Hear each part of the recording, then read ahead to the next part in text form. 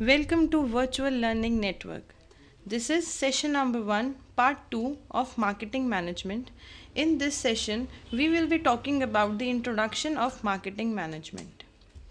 Topics to be covered in this session are importance of marketing, marketing concepts different between old and new concepts of marketing, and the strategic process of marketing. First of all what is the importance of marketing. एक company के लिए marketing का function क्यों important है, क्यों उनकी survival पे उसका ऐसा क्या इम्पैक्ट पड़ता है कि मार्केटिंग पे मेजरली एम्फोसिस रहता है हर ऑर्गेनाइजेशन का। सबसे पहले it ensures we get our goods and services to our customers effectively and efficiently. वो सब कस्टमर्स जिनको किसी एक पर्टिकुलर चीज़ की नीड है, कोई एक डिज़ायर है, उनकी नीड और डिज़ायर्स के अकॉर्डिंगली हम प्रोड्यूस गुड्स एंड सर्विसेज करते हैं। मार्केटिंग के थ्रू ही हम वो गुड्स एंड सर्विसेज कस्टमर्स के पास पहुंचा सकते हैं। कस्टमर्स की नीड सेटिस्फैक्शन इफ़ेक्टिवली और एफिशिएंटली तभी हो पाएगी अगर उन्हें टाइमली और जिस फॉर्म में गुड चाहिए उस फॉर्म में अगर उन्हें हम प्रोडक्ट एंड सर्विसेज प्रोवाइड करते हैं। Then it builds and maintain brand value and awareness. Marketing के जो प्रमोशन इम्पैक्ट्स हैं, प्रमोशन के जो एफर्ट्स हैं, उससे हम एक ब्रांड इमेज क्रिएट करते हैं in the minds of customers. For example, अगर आपको एक प्रोडक्ट की एड बहुत फ्रीक्वेंटली दिखाई जाती है, आपके माइंड सेट एक ऐसा हो जाता है this particular product is of good quality. जैसे अगर आज हम टाटाज, रिलायंस, अंबानीज़ की बात करते हैं, वी आर श्योर कि उनके पास उनका एक अच्छा ब्रांड नेम है। So it create awareness. Then it delivers the profitable growth. अगर एक कंपनी के गुड्स एंड सर्विसेज कस्टमर्स को जिस फॉर्म में चाहिए उस फॉर्म में इजीली अवेलेबल हैं, कस्टमर्स को लगता है it is good quality product, customer उस प्रोडक्ट को बाय कर रहा है, it is increasing the profitability of the organisation. Profitability increase होने से कंपनी उस इंक्रीज प्रॉफिट को अपनी ग्रोथ के अलग अलग वेंचर्स में इन्वेस्ट कर सकती है। Then we have it builds the customer value. Customer value increase हो जाती है मार्केटिंग से। कस्टमर वैल्यू हमने लास्ट सेशन में भी बात किया था, value is nothing but benefit एक कस्टमर को जो मिल रहा है as compare to the cost जो उस प्रोडक्ट के लिए इनकर कर रहा है।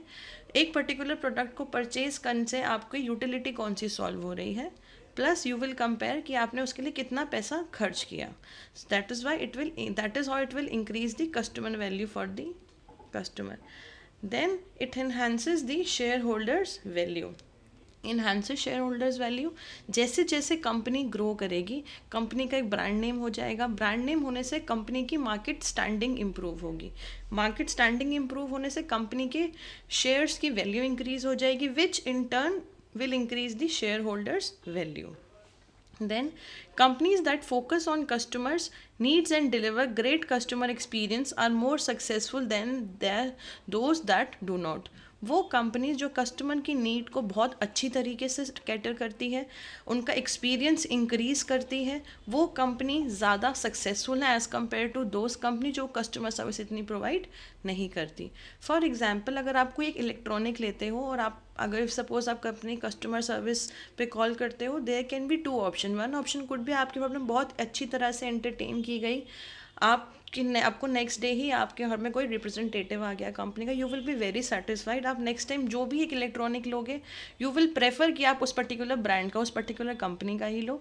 लेकिन ऑन अदर हैंड अगर ऐसा होता है कि आपकी प्रॉब्लम को कोई एंटरटेन ही नहीं करता, तो हो सकता है आप उनके लिए एक बैड आपका एक्सपीरियंस हो जाता, आप नेक्स्ट टाइम शायद कभी उस ब्रांड के लिए नहीं जाते। तो फॉर लॉन्ग रन एक कंपनी के लिए हमेशा इंपॉर्टेंट होता है कस्टमर उनके पास रिटेन रहे। This is a very common phenomena. अगर आप सपोज किसी सर्विस सेक्टर की बात करते हैं, फॉर एग्जांपल अगर आप बैंक्स की बात करते हैं, अगर आप किसी बैंक में वॉक इन करते हैं, अगर आपको बहुत अच्छी सर्विसेज मिलती है, कस्टमर क्वेरी बहुत अच्छी तरीके से आपकी हैंडल होती है, you will be very satisfied. आप चाहेंगे कि आप ज़्यादा से ज़्यादा पैसा इन्वेस्ट करें उस बैंक में। इन टर्न बैंक को भी वो फ़ायदा होगा बिकॉज आप जितना पैसा वहाँ इन्वेस्ट करेंगे उससे बैंक भी प्रॉफिट अर्न करेगा। But on the other hand if suppose no one is bothered, आपसे कोई कस्टमर क्वेरी पूछ भी नहीं रहा, इन दैट केस आप बहुत डिससेटिस्फाइड कस्टमर हो जाएंगे उस बैंक के और मे बी आप अपना अकाउंट क्लोज करवा लें। So this is how a competitive organisation जो है, एक अच्छी सक्सेसफुल ऑर्गेनाइजेशन वही हैं जो कस्टमर के एक्सपीरियंस को इन्हांस करती हैं। Then what is marketing concepts? Now the concept of marketing has evolved over the time. जो आज हम मार्केटिंग पढ़ते हैं, हम जो आज कंसेप्ट मार्केटिंग का पढ़ते हैं, शुरू से ये ऐसा नहीं था. आज इन टुडे सिनेरियो इतना कंपटीशन है that we consider customer as king. हम कस्टमर को किंग मानते हैं, उनकी नीड के हिसाब से ही प्रोडक्ट बनाते हैं और उसको मार्केट में कस्टमर्स के पास पहुंचाते हैं. लेकिन शुरू से ऐसा नहीं था. बहुत सारी अलग अलग कंसिडरेशंस थी जिन पे डिपेंड करता था हम किस टाइप का प्रोडक्ट बनाएंगे. ये अलग अलग considerations are marketing concept. There are basically 4 marketing concepts. First is the market orientation, then we have production orientation, product orientation and sales orientation. सबसे पहले market orientation. Market orientation is the current concept जो आज हम use करते हैं.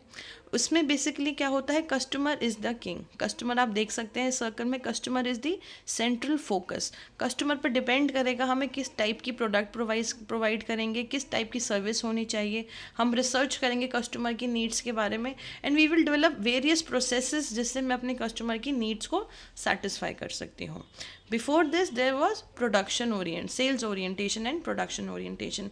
अगर हम पहले सेल्स ओरिएंटेशन की बात करें तो सेल्स ओरिएंटेशन में मेरा मेन फोकस था खाली सेल्स करना. कस्टमर की नीड है नहीं है, आई एम नॉट बॉदर्ड, सिर्फ सेल्स करना होता था. तो जो मेरी टारगेट मार्केट है मुझे उनको ही प्रोडक्ट प्रोवाइड करना है इस तरीके से ताकि मैं ज़्यादा से ज़्यादा प्रॉफिट अर्न कर सकूँ. Then we have product orientation. Product orientation वो पर्टिकुलर प्रोडक्ट जो कंपनी प्रोड्यूस कर रही है वही प्रोडक्ट हमने कस्टमर को देना है. हम कस्टमर की नीड के बारे में बॉदर नहीं करेंगे, हम सिर्फ इतना बॉदर करेंगे हमारी कंपनी प्रोडक्ट बना रही है, so we are suppose to generate the need of that particular product. That is why central force इसमें प्रोडक्ट था. Then there is one concept production orientation. Production orientation में जितना प्रोडक्शन कंपनी कर रही है वही डिसाइड करेगा मुझे कितना सामान बेचना है. मेरा प्रोडक्शन का जो लेवल है that was the main concern.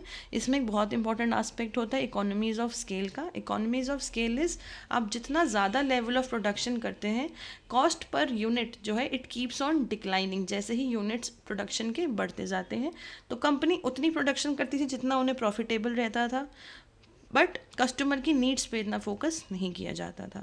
Now let us go through the various features of all these concepts in details. सबसे पहले product orientation. The focus for the business is to reduce cost through mass production. Company सोचती थी कि उनका basic concern, जो main concern है वो यही है कि वो मास प्रोडक्शन करें, मास प्रोडक्शन लार्ज स्केल पे प्रोडक्शन करें ताकि उनकी जो पर यूनिट कॉस्ट है वो कम हो जाए. अगर पर यूनिट कॉस्ट कम होगी तो ओवरऑल कॉस्ट भी कंपनी की कम हो जाएगी. दैट इज़ वाई प्रोडक्शन पे मेन एम्फोसिस किया जाता था. A business orientated around production believes that economies of scale generated by mass production will reduce cost and maximize the profit. Economies of scale, scale means आप जब large scale पे produce कर रहे हो you will be getting the economies in your production. Economies आपकी जो cost है वो कम हो जाएगी. लेट्स से फॉर एग्जांपल अगर आप 10 यूनिट्स प्रोड्यूस कर रहे हो, आपको 1000 रुपीज़ की कॉस्ट आ रही है, so the per unit cost will be 100. But if suppose आप 20 यूनिट्स प्रोड्यूस कर रहे हो और 1000 उसकी कॉस्ट आ रही है, in that case the per unit cost will be 50, so it is half. You are producing double the quantity at half of the cost, so that is how you will increase your profit margins. Then a production oriented business need to avoid production efficiency processes which affect product design and quality. जो production oriented concept था उसमें हम अपनी production की capacity को increase करने की कोशिश करते थे, अपनी एफिशिएंसी इंक्रीज़ करते थे ताकि जो मेरे प्रोडक्ट का डिज़ाइन है और जो इफ़ेक्ट है उसको इम्पैक्ट ना हो, लेकिन मेरी प्रोडक्शन जो है इंक्रीज़ हो जाए जिससे मेरा प्रॉफिट इंक्रीज़ हो. Then compromising product design and quality for the sake of production is likely to reduce the product's appeal to the customers. लेकिन स्लोली एंड स्टेडिली जैसे जैसे मैं अपनी प्रोडक्शन का लेवल स्केल बढ़ाती गई, मैं डिज़ाइन और क्वालिटी जो प्रोडक्ट का था वो थोड़ा सा कम होने लग गया, जिसकी वजह से क्या हुआ, प्रोडक्ट इतना अपील नहीं करता था कस्टमर्स को. अगर कोई प्रोडक्ट अच्छी क्वालिटी का नहीं होगा customers will not like to buy that particular product. This was about production orientation. Then we have sales orientation.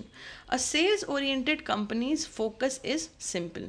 Make the product and then sell it to the target market. हम एक target market decide कर लेंगे, हम एक product बनाएंगे और उसको अपने टारगेट मार्केट को बेच देंगे।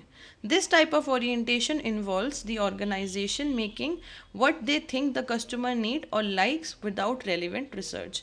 इस ओरिएंटेशन में कंपनीज कभी रिसर्च नहीं करती कि कस्टमर्स की क्या नीड है, क्या डिज़ायर है। जो कंपनीज को लगता है कस्टमर की ये नीड हो सकती है, वो उसके अकॉर्डिंगली ही सामान बना देते हैं और अपने टारगेट मार्केट को बेच देते हैं। For example nowadays, for example take the industry of apparels. आपने कस्टमर की नीड्स को एनालिसिस नहीं किया कि उन्हें किस टाइप की क्लोथिंग लाइन पसंद है, आपने खुद गैस किया और अपनी टारगेट मार्केट में भी आपका टीनेजर्स अगर टारगेट मार्केट है, आपने उनको अकॉर्डिंगली क्लोथिंग लाइन मैन्युफैक्चर करके दे दिया। This is sales orientation. आपको सिर्फ सेल्स पे ही आप फोकस कर रहे हो। An effective marketing strategy requires market and marketing research prior to product development and finally an effective promotion strategy। ये aspect lacking था marketing और sales ओरिएंटेशन में। बेसिकली क्या होता है, अगर आप चाहते हैं कि आपकी मार्केटिंग स्ट्रैटेजी बहुत इफेक्टिव हो, तो आपको सबसे पहले एक मार्केट की रिसर्च करनी चाहिए कि मार्केट में किस किस टाइप के कस्टमर्स हैं, उनकी क्या नीड्स हैं, ऑलरेडी कौन से प्रोड्यूसर्स हैं, कौन सी कंपनीज हैं जो वो नीड को सेटिस्फाई कर रही हैं। अकॉर्डिंगली आपको प्रोडक्ट डेवलपमेंट करना चाहिए एंड फाइनली आपको प्रोडक्ट का प्रमोशन भी बहुत इफेक्टिवली करना चाहिए ताकि कस्टमर्स को पता रहे कि आपको ये पर्टिकुलर प्रोडक्ट कौन सी कंपनी प्रोवाइड कर सकती है। It is very important to create awareness and liking for that particular product. Then the next concept was of market orientation. Now market orientation is a market oriented company puts the customer at the heart of the business. All activities in organizations are based around the customers. वो companies जो market oriented philosophy को follow करती हैं, they situate the market at the centre of heart of their business. वो centre में customer को रख के उसके आसपास अपनी स्ट्रैटेजीज फॉर्मुलेट करती हैं। They consider customer as king. Customer की ही नीड्स के आइडेंटिफाई करके उनके अकॉर्डिंगली ही प्रोडक्ट बनाया जाता है। Customer is the true king over there. A market oriented organisation endeavors to understand customer needs and wants, then implements marketing strategy based on the marketing research from product development to the product sales. Now what they are trying to say is, जो marketing oriented organization है, सबसे पहले वो कोशिश करती हैं वो customer की नीड्स को, wants को आइडेंटिफाई कर सकें। Once they are done with it, वो मार्केटिंग स्ट्रैटेजी बनाएंगे डिपेंडिंग अपॉन उन्होंने मार्केटिंग रिसर्च जो की है, उससे जो फाइनल रिजल्ट आया है उस पर डिपेंड करते हुए एक मार्केटिंग स्ट्रैटेजी बनाएंगे जिसमें वो कस्टमर की नीड एंड वांट्स को भी फोकस करेंगे एंड फाइनली एक ऐसा प्रोडक्ट बनेगा जो कस्टमर की नीड्स एंड वांट को सेटिस्फाई करे।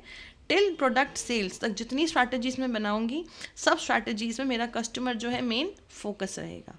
Now, once the sales have begun further, research will be conducted to find out what customers think about the product and whether product improvements are required or not. So, this process what it says कि अगर आपने product customer को cell भी कर दिया है, still ये process वहाँ ख़त्म नहीं होता। आप फिर से एक रिसर्च करोगे, कस्टमर से पूछोगे, उनका फीडबैक लोगे कि उन्हें प्रोडक्ट कैसा लगा, उनको कुछ अगर प्रॉब्लम्स रखती हैं तो क्या इम्प्रूवमेंट हो सकती हैं। इस चीज़ का आप कस्टमर से एक बार फीडबैक लोगे, रिसर्च करोगे।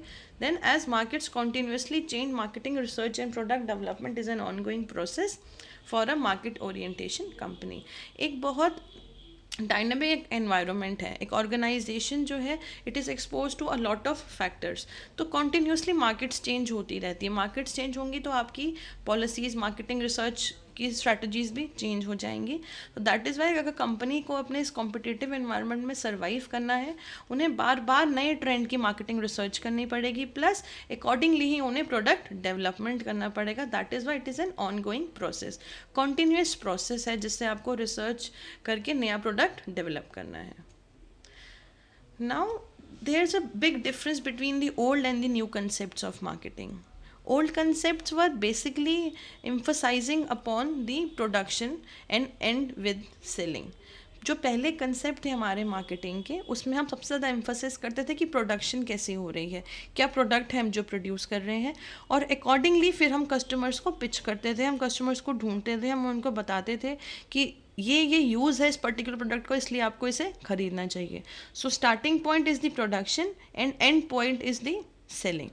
बट मॉडर्न कंसेप्ट इसका बिल्कुल उल्टा है। मॉडर्न कंसेप्ट क्या कहता है कि पहले हमें ऑर्गेनाइजिंग प्लानिंग करनी चाहिए, प्रोडक्ट के बारे में हमें प्रमोशंस देखने चाहिए, कैसे कर पाएंगे, प्लेसेस जहाँ जहाँ पे हम प्रोडक्ट को बेच सकते हैं, कस्टमर की नीड्स को सबसे पहले हम आइडेंटिफाई करेंगे और फिर हम सेलिंग सर्विसेज को एग्जीक्यूट करेंगे. So here the main concern, the main king is the customer, whereas traditional market में producer was the king. Now, what is the strategic process which can be used in marketing? Strategic process क्या है?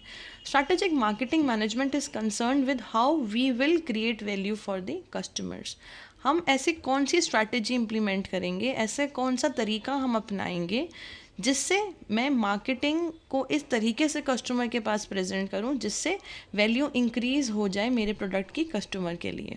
For example, अगर मैं आपको एक product offer कर रही हूँ, मे बी अ मोबाइल, मैंने आपको एक मोबाइल ऑफर किया, one company simply giving you a mobile, a second company is offering you 3 years warranty with it, आपको ब्लूटूथ हैंडसेट साथ में फ्री मिल रहा है, वायरलेस हेडफोन्स मिल रहे हैं. दिस इज़ माई स्ट्रैटेजी कि किस तरीके से मैं आपके लिए अपने प्रोडक्ट की वैल्यू इन्हांस कर रही हूँ. दोनों की मॉनेटरी कॉस्ट सेम है, दोनों ही मोबाइल्स की, बट आपको यूटिलिटी ज़्यादा सेकेंड ऑप्शन से मिल रही है. This is the strategy of that particular company. So while you are defining the strategic marketing management, आपको 2 क्वेश्चंस कंसीडर करने पड़ते हैं. First, what is the organisation's main activity at a particular time. Main activity क्या है company की, ऐसा कौन सा प्रोडक्ट है मैं जो प्रोवाइड कर रही हूँ, कस्टमर की वैल्यू किस तरीके से मैं इंक्रीज कर सकती हूँ. Then what are its primary goals and how will these be achieved. मेरा प्राइमरी गोल क्या है, प्रॉफिट मैक्सिमाइजेशन है या मेरे को मार्केट शेयर बहुत ज़्यादा कैप्चर करना है, मेरा मेन गोल क्या है और मैं कैसे कैप्चर कर सकती हूँ. अगर हम यहाँ पे एग्जांपल लें, टाटा नैनो जब लॉन्च हुई, टाटा नैनो बहुत नॉमिनल से अमाउंट 1 लाख रुपीज़ का एक कार लॉन्च हो गया, बहुत नॉमिनल सा प्राइस था. उनका मेन ऑब्जेक्टिव, मेन गोल क्या था कि उन्हें मार्केट का मेजर शेयर कैप्चर करना था. लेकिन अगर हम वही बात करते हैं, जैगुआर की बात करते हैं, तो दैट इज़ समथिंग जो बहुत हाई एंड व्हीकल है, उन्हें मार्केट को कैप्चर नहीं करना, उन्हें अपना प्रॉफिट मैक्सिमाइजेशन करना है, उन्हें कुछ थोड़े से लोगों को ही गाड़ी बेच के अपना प्रॉफिट इंक्रीज करना है. सो इट डिपेंड कि आपका मेन प्राइमरी गोल क्या है और आप इसे कैसे अचीव कर सकते हैं. नाउ अब आप स्ट्रैटेजिक मार्केटिंग अगर करते हैं, the first process involve in this is strategic planning. आप स्ट्रैटेजिक प्लानिंग कैसे करेंगे? प्लानिंग इज़ बेसिकली आप फ्यूचर के इवेंट्स को फोरकास्ट करके उसके बारे में आज आप डिसाइड कर लेंगे कि ओके मेरा फ्यूचर में ये कोर्स ऑफ एक्शन होगा इस पर्टिकुलर काम के लिए. So a strategic planning is the managerial process of creating and maintaining a fit between the organization objective and resources and the evolving marketing opportunities. Market में जो different opportunities हैं और जो ऑर्गेनाइजेशन के पास डिफरेंट रिसोर्सेज हैं, organisation का जो different objectives हैं, इन सब के बीच में कैसे आप एक लिंक इस्टेब्लिश करते हैं, या आप स्ट्रैटेजिक प्लानिंग में पढ़ते हैं. Then it is also called the strategic management process. All organisations do strategic planning. It can be formal, it can be informal. हो सकता है एक सेपरेट डिपार्टमेंट हो जहाँ पे वो स्ट्रैटेजिक मैनेजमेंट ही देखते हैं, या हो सकता है कि आपके जो हायर ऑफिशियल्स हैं ऑर्गेनाइजेशंस में वो ही स्ट्रैटेजिक प्लानिंग भी खुद करते हो. Now strategic planning implementation and control process कैसे है strategic marketing. If you can see this diagram, सबसे पहले हम प्लानिंग करते हैं. प्लानिंग सबसे पहले हम करेंगे कॉर्पोरेट प्लानिंग, पूरी ऑर्गेनाइजेशन की एज अ होल, कि मैं क्या क्या प्रोडक्ट प्रोड्यूस करूँगी, मुझे प्रॉफिट मार्जिन्स कितने रखने हैं. देन डिविजनल प्लानिंग, अलग अलग डिविजन्स की हम प्लानिंग कर देंगे. डिवीजन ए को ये काम करना है, डिवीजन बी को पर्टिकुलर ये काम करना है. Then business planning. Then finally the product planning, एक पर्टिकुलर प्रोडक्ट की आप कितनी कॉस्टिंग करेंगे, उसकी टारगेट मार्केट क्या रहेगी. Then you will implement this. How you will implement this? First you will organise the various activities of marketing. आप देखोगे कौन सा कंसर्न पर्सन है जो एक पर्टिकुलर एक्टिविटी को कर सकता है, सेलिंग कौन कर सकता है, प्रोडक्शन कौन हैंडल कर सकता है, प्रमोशन कौन देख सकता है. And finally you will be implementing the strategies. Then the final step of this is controlling. आप अपने रिजल्ट्स को मेजर करोगे, कितनी सेल्स आपकी एक्चुअली हो पाई. Then you will measure the output of the pre establish standards. आपके जो ऑलरेडी स्टैंडर्ड्स इस्टेब्लिश थे वो कितने थे, आपने प्लानिंग में कितने गोल सेट किए थे. And you will compare this measured standards with your pre establish standard, और जितने करेक्टिव एक्शंस लेने की ज़रूरत है अकॉर्डिंगली आप वो करेक्टिव एक्शंस लेंगे. Then business strategic process. Now business strategic planning process में हम बेसिकली कुछ चीज़ों का ध्यान रखते हैं. First is your external environment and other is your internal environment. एक बहुत कॉमन वो एनवायरनमेंट एनालिसिस हम बात करते हैं, that is the स्वॉट analysis. स्वॉट is the acronym of strength, weakness, opportunities and threats. आप जैसा कि इस डायग्राम में देखते हैं, इंटरनल एनवायरनमेंट में आती हैं हमारी strength and weaknesses, and external में आती हैं opportunities and threat. So this strength, weakness, opportunity and threat makes स्वॉट, SWOT, स्वॉट एनालिसिस. इंटरनल एनवायरनमेंट जो कंपनी के अंदर का एनवायरनमेंट है, within the boundaries of organization. Internal environment controllable होता है, ऑर्गेनाइजेशन उसे कंट्रोल कर सकती है. वेयर एज जो एक्सटर्नल एनवायरनमेंट है, अपॉर्चुनिटीज़ और जो थ्रेट्स हैं कंपनी के लिए, जो उनके एक्सटर्नल एनवायरनमेंट में. सपोज गवर्नमेंट ने कोई पॉलिसी चेंज कर दी, अब आपको रॉ मटेरियल कुछ और यूज़ करना पड़ेगा, that is a threat for you. हो सकता है कंपनी गवर्नमेंट ने फॉरेन इन्वेस्टमेंट आपके उस पर्टिकुलर इंडस्ट्री में अलाउ कर दी, foreign players will get into your industry, आपके लिए कॉम्पिटिशन बढ़ गया, थ्रेट है आपके लिए. But this is something which is beyond the control of that organization, company की बाउंड्रीज के बाहर है. That is why external environment. Internal में बेसिकली आपके कस्टमर्स, सप्लायर्स आते हैं. एक्सटर्नल्स में आपके आएंगे government policies, political environment, technical, ये हम अभी आगे डिटेल में डिस्कस करेंगे. Then we have business mission, the various reason, the basic reason जिसकी वजह से कंपनी जो है एग्जिस्ट कर रही है. और फाइनली इन सब के बेसिस पे हमारा गोल फॉर्मुलेशन होगा, that what is my ultimate goal to achieve. Then how a strategy will be formulated. First of all हम एनवायरमेंटल एनालिसिस करेंगे. एनवायरमेंटल एनालिसिस हम यूजुअली बोलते हैं हमारे एक्सटर्नल एनवायरमेंट एनालिसिस को.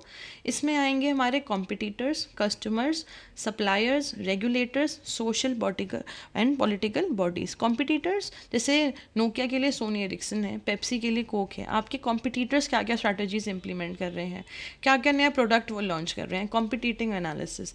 देन द कस्टमर, कस्टमर की क्या क्या नीड है, कस्टमर अब कहीं ट्रेंड तो बदल नहीं गया, कहीं कस्टमर की नीड बदल तो नहीं गई, क्या एक्सपेक्टेशंस हैं कस्टमर्स की एक पर्टिकुलर प्रोडक्ट से. देन सप्लायर्स, आपके जो सप्लायर्स हैं वो हो सकता है कम रेट पे सप्लाई देना शुरू कर दें, हो सकता है उसमें भी बहुत कंपटीशन हो गया, उतनी अच्छी क्वालिटी का नहीं प्रोवाइड कर. Then you need to see all these things. Then regulatory, ऐसे कौन से गवर्नमेंट रेगुलेशंस हैं जो आपको ध्यान रखने हैं. फॉर एग्जाम्पल आप अगर एक्सपोर्ट इम्पोर्ट कर रहे हैं तो एग्जिम पॉलिसी हमारी गवर्नमेंट ने बनाई है, export import policy. So a lot of activities are related to the various regulatory bodies. जैसे अगर आप बैंक्स की बात करें तो RBI एक रेगुलेटरी बॉडी है, वो जो नए नए एक्ट बनाएगी, जो नए रूल्स रेगुलेशन पास करेगी, आपको उन्हें फॉलो करना ही पड़ेगा. Then we have social environment is जिस सोसाइटी में आप प्रोडक्ट प्रोड्यूस कर रहे हैं, जहां आपने कस्टमर को बेचना है सामान, वो जो कस्टमर जो सोसाइटी को बिलोंग करता है, उसका भी इम्पैक्ट आपकी स्ट्रैटेजी पे पड़ता है. फॉर एग्जांपल अगर आपको एल्कोहल्स या सिगरेट्स, अगर आप ऐसी किसी चीज़ में डील करते हैं तो मे बी इंडियन मार्केट इतना ओपन नहीं है इन सब चीज़ों की सेल के लिए, बट हो सकता है अब्रॉड में इनकी डिमांड ज़्यादा हो, may be their culture is quite open, तो आप अकॉर्डिंग टू स्ट्रैटेजीज़ को मोल्ड करेंगे. Then we have political environment, political party कैसी है वहाँ की, ऐसा तो नहीं है कि वहाँ बाई पार्टीड है, सिंगल पार्टी है, डेमोक्रेसी है या नहीं है. Then we have opportunity, these all things environmental analysis can be an opportunities और थ्रेट फॉर यू. अगर आपके लिए वो अपॉर्चुनिटी है तो आप अपॉर्चुनिटी को आइडेंटिफाई करेंगे. अगर गवर्नमेंट ने कह दिया दैट हम एक नई पॉलिसी अगर बना रहे हैं जिसके अंडर आपको कुछ एक रिबेट मिलेगा अगर आप इस पर्टिकुलर रीजन में अपनी फैक्ट्री लगाते हैं, this is an opportunity for you, आप उसको अपॉर्चुनिटी को आइडेंटिफाई करेंगे. वेयर एज अगर आप इंटरनल एनवायरनमेंट की बात करते हैं, उसमें आप सबसे पहले देखेंगे आपके पास कौन सी टेक्नोलॉजी है, किस किस टेक्नोलॉजी से आप कितना प्रोडक्शन कर सकते हैं, मैन्युफैक्चरिंग किस तरीके से हो सकती है, मार्केटिंग आप किस तरीके से करेंगे, प्रमोशन कैसा होगा, देन डिस्ट्रीब्यूशन कैसे करेंगे, चीज़ों का फाइनल एंड कस्टमर तक प्रोडक्ट कैसे पहुँचाया जाएगा, लॉजिस्टिक, अगेन डिस्ट्रीब्यूशन नेटवर्क में डिटेल आप पूरा एनालिसिस करेंगे. ये आपकी स्ट्रेंथ या वीकनेसेस बताएगा. आपको अपनी कोर कॉम्पिटेंसीज आइडेंटिफाई करनी होगी. कोर कॉम्पिटेंसीज आपकी जो मेन स्ट्रेंथ है. देन आपको एक लिंक, आपको एक रिलेशनशिप एस्टैब्लिश करना पड़ेगा आपकी कोर कॉम्पिटेंसीज में और अपॉर्चुनिटीज़ में. Fit internal competencies with your external opportunities, and finally a strategy will be formulated. Now there are various factors which influence companies marketing strategy. अगर आप देखें तो यहाँ पे डायगोनल जो डायग्राम बना हुआ है स्क्वायर, इसके बाहर जो आप चीज़ें देख रहे हैं that is basically your external environment. Democratic या डेमोग्राफिक इकोनॉमिक एनवायरनमेंट है, पॉलिटिकल या लीगल एनवायरनमेंट, सोशल और cultural environment, technological environment, and all these things which are given inside these boxes, these are basically the micro environment. That is आपका within an organization ऐसे कौन सी चीज़ें हैं जो एक प्रोडक्ट को इम्पैक्ट करती हैं, आपकी मार्केटिंग स्ट्रैटेजी को इम्पैक्ट डालती हैं. That's all for this session. Next of the topics will be taken in next session. Thank you.